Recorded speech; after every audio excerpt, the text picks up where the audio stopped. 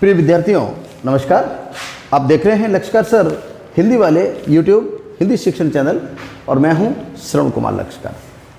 आज अपन देखते हैं हिंदी अनिवार्य कक्षा 11 हिंदी अनिवार्य का पहला पाठ और उस पाठ में एक पद्य है राजियारा सोरठा।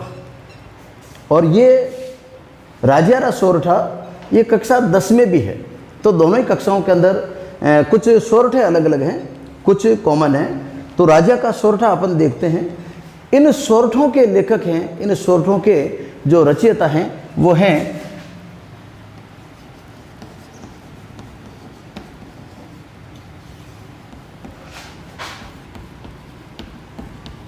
कृपाराम खेड़िया। कौन है? कौन है? कृपाराम खेड़िया। इन्होंने रचना की थी जो अपन राजियारा सोरठा अपन पढ़ेंगे। तो राजियारा सोरठा जो है वास्तव में लिखा तो राजियारा है, यानी ऐसा लग रहा है जैसे कि ये राजिया ने लिखा है, जबकि ये राजिया ने नहीं लिखे, ये कृपाराम जी ने लिखे। तो अपन सबसे पहले तो कृपाराम जी का जीवन परिचय अपन देखते हैं। सबसे पहली बात तो अपन ये देखते हैं कि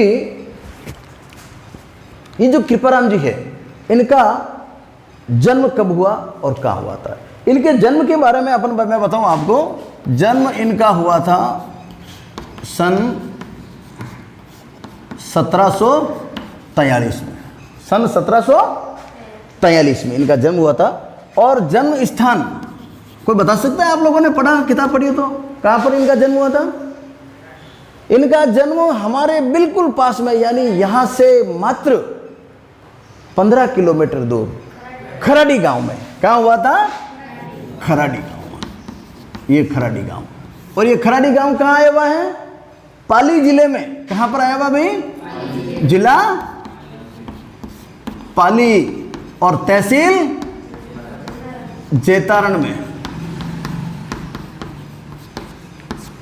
ये बिल्कुल अपने खराड़ी के थे, अपने बिल्कुल पड़ोसी थे। पाली जिले में जैतारण तहसील और जिला पाली, और इसके अंदर एक छोटी सी पंचायत है, ग्राम पंचायत खराड़ी, वहां के ये निवासी थे। ठीक है।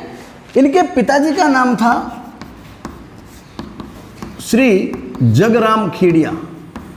श्री जगराम जी खेड़िया। ये खेड़िया चारण जाति में होते हैं। किस जाति में होते भाई? चारण जाति में। और चारण जाति के बारे में आप जानते हैं कि इनको सरस्वती पुत्र भी कहा जाता है। सरस्वती का वरदान होता है इनको। बहुत अच्छे अच्छे इनमें कवि और साहित्यकार हुए हैं, यानी साहित्य सर्जन का दूसरा नाम चारण जाति है। तो ये इसी कुल में जगराम जी के परिवार में कृपाराम जी खेड़िया का जन्म हुआ था 1743 सन। ठीक है। अब ये जो जगराम जी थे बचपन से ही बहुत ही कुशाग्र थे। राजस्थानी भाषा के बहुत ही जानकार थे, मर्मज्ञ थे। संस्कृत भाषा के बहुत बड़े मर्मज्ञ थे। संस्कृत भाषा के जबरदस्त जानकार थे ये। और इनकी जो रचनाएं थी, इनकी जो रचनाएं वो डिंगल और पिंगल भाषा, इनकी रचनाएं किसमें थी? डिंगल और पिंगल भाषा में। इससे पहले अपन चले थोड़ा और चलते हैं आगे। जगराम जी के बारे में अपन देखते हैं। ये सीकर जिले में, कौन सा जिला? सीकर नगर। और वहां के जो राजा थे, सीकर नगर के राजा थे लक्ष्मण सिंह जी। कौन थे? लक्ष्मण सिंह जी। क्योंकि ये जो चारण जाति थी इनका मुख्य काम था कविताएं करना, कविताएं करना, साहित्य लेखन करना, इतिहास लेखन करना इनका काम था। तो ये सीकर नगर के जो लक्ष्मण सिंह जी थे, वहां के जो ठाकुर थे, वहां के जो महाराजा थे, उनके पास रहे। पोलपात कहते हैं। पोलपात का मतलब पोल के अंदर वो रहते थे और वहाँ के महाकवि थे, राजकवि थे, दरबारी कवि थे। और वहाँ जब रहे तो इनको 2 गांव मिल गए। एक तो महाराजपुर। कौन से गांव मिले इनको? महाराजपुर। और एक लच्छनपुर। ये 2 गांव इनको जागीर में मिल गए। किस में मिल गए? जागीर में। जागीर क्या होती है इसको थोड़ा अपन समझ लें, पाठ से थोड़ा अलग है। जागीर का मतलब होता है एक प्रकार का इनाम होता था उस समय। ठीक है नहीं। आज तो अपन देश स्वतंत्र है, कोई राजा है ना कोई महाराजा है ना कोई ठाकुर है ना कोई जागीर है, कुछ भी नहीं है। पर उस जमाने के अंदर जब राजा महाराजा होते थे तो राजा जब खुश होता था उनको कहते थे, तो राजा उनको इनाम देते थे कि जा फला गांव तेरा, फला गांव जागीर तेरे जागीर में तुझे दिया। तो उस गांव का मतलब ये हुआ कि उस गांव के जितने भी किसान होंगे, उस गांव की जितनी भी खेती होगी, उस गांव का मालिकाना हक उसका जागीरदार का हो जाएगा। और उसके बाद में खेती होंगे, किसान खेती करेंगे तो उसका वो हासिल लेंगे और वो आराम से मौज में रहेंगे, यानी उस गांव के वो क्या बन गए, ठाकुर बन गए। तो ये जागीरदार था। तो इन्होंने लक्ष्मण सिंह जी जो सीकर नगर के थे, इनको 2 गांव की जागीरी दे दी, महाराजपुर और लच्छनपुर। ठीक है। अब इसके बाद में ये जो थे कौन, कृपाराम जी। कृपाराम जी ये देवी सिंह जी जो राजा थे, एक देवी सिंह जी के दरबारी कवि थे। के क्या थे, देवी सिंह जी के दरबारी कवि थे। देवी सिंह जी भी यही सीकर के थे। अब यानी ये जो कृपाराम जी थे, खराड़ी इन्होंने छोड़ दिया और वहाँ पर वो रहने लगे सीकर में, उस इलाके के अंदर, और वहीं पर वो अपने जागीर थी और वहीं पर रहते थे। उन दिनों ठाकुरों के पास जो लोग होते थे उन्हें सेवक कहते थे, सेवादार होते थे, चाकर होते थे। रात दिन उनकी सेवा करते थे, क्योंकि उस समय लाग बाग और बेगार प्रथा का था, तो बेगार करते थे।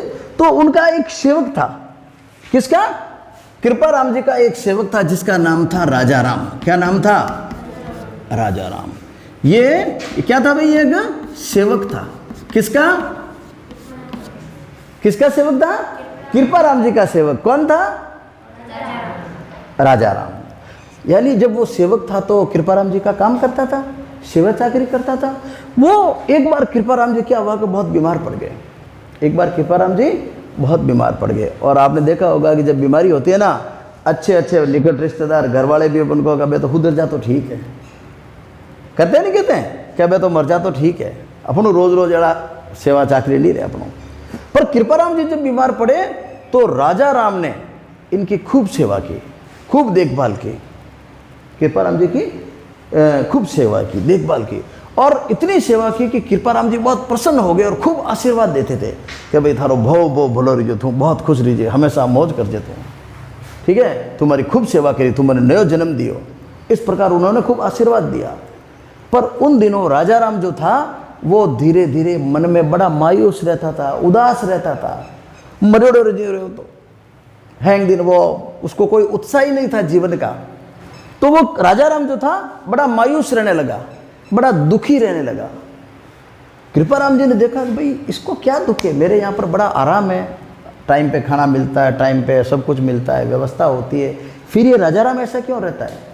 तो कृपाराम जी ने राजा राम को बुलाया कि राजू आजकल तो बड़ा दुखी रह भाई, कई बात है, आजकल बहुत परेशान रह रही है, क्या बात है, तू आजकल दुखी क्यों है, मैं देख रहा हूँ तो तेरा चेहरा उतरा। क्या नहीं सा की को नहीं सा, भाई की बात को नहीं सा, मैं ठीक हूँ। क्या नहीं ठीक नहीं, कोई न कोई बात जरूर है, तू मेरे से छिपा रहा, बता क्या बात है। क्या नहीं सर मैं बिल्कुल ठीक हूँ, ऐसी कोई बात नहीं सर, आपने तो बैम रखो। नहीं मुझे बैम नहीं, मैं तेरा ठाकुर हूँ, तू मेरा सेवक है, बता तू मुझे तेरी तकलीफ क्या है, तेरी पीड़ा क्या है, क्यों दुखी रहता तू। राजा राम की आंखों में आंसू आ गए, राजा राम की आंखों में आंसू आ गए कि रो मत, तू बता। कि साहब मेरे साथ ही मेरा नाम चला जाएगा, मेरे साथ ही मेरा परिवार का नाम चला जाएगा।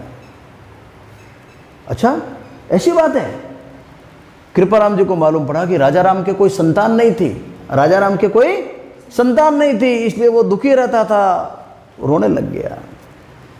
कृपाराम जी ने हिम्मत बंधाई, बैठा रोते क्यों है, संतान से कोई नाम थोड़ी चलता है, नाम संतान से नहीं चलता है, बिना संतान के भी यदि बढ़िया काम होगा तो नाम चल जाएगा। आज अपन ने देखा होगा कई लोगों को काम के कारण उनके नाम से जानते हैं, उनके पिताजी का नाम अपन नहीं जानते पर उनके काम था इसलिए उनको जानते हैं।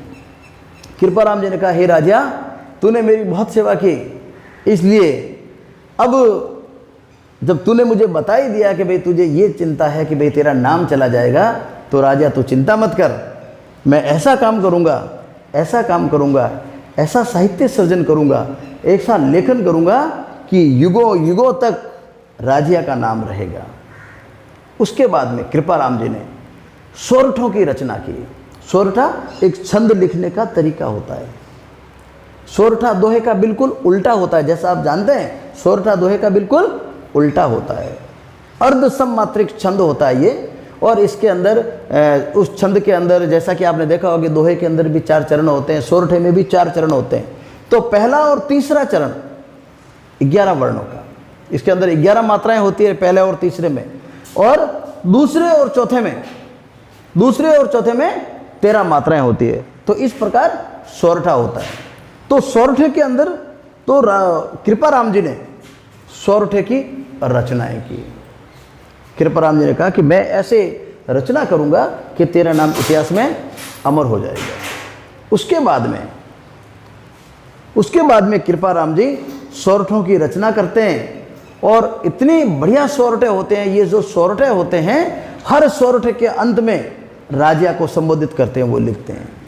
और ये जो सोरठे जो आपके कोर्स के अंदर अपन पढ़ेंगे, इन सोरठों के अंदर नीति की बातें, मर्म की बातें, धर्म की बातें, मित्र कैसा हो, वाणी कैसी हो, समाज में किस प्रकार अपन रहते हैं, किस प्रकार के लोगों के साथ हमारा व्यवहार होना चाहिए, कैसे लोगों से हमें दोस्ती नहीं रखनी चाहिए, हमें तोड़ देना चाहिए, इस प्रकार की सारी लोक व्यवहार की बातें, जो मर्म की बातें हैं, कृपाराम जी ने अपने सोरठों में उनकी रचना की। ये सोरठे डिंगल और पिंगल भाषा में रचे गए।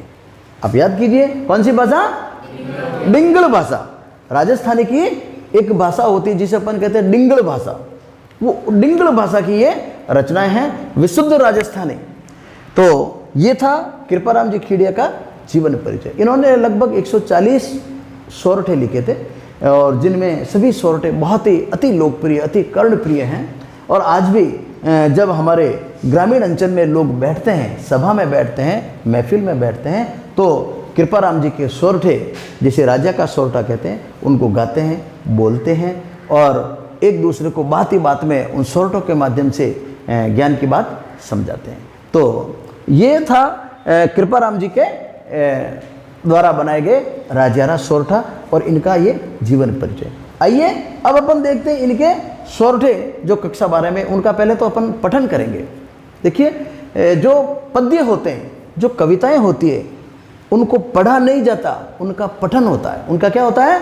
पठन होता है। और पठन करने की एक विशेष शैली होती है, विशेष तरीका होता है उनको पढ़ने का। जैसे तुलसीदास जी की चौपाई है तो उसको सुंदरकांड की लय में अपन गाते हैं, दोहे हैं तो उनको एक अलग तरीके से गाते हैं, कबीरदास जी की साखियाँ हैं तो उनको एक अलग तरीके से अपन गाते हैं। तो आइए अपन इन सोरठों का रसास्वादन करते हैं। ये डिंगल भाषा की रचना है, और डिंगल भाषा को पढ़ने का एक अलग लहजा होता है। देखते हैं अपन इसको।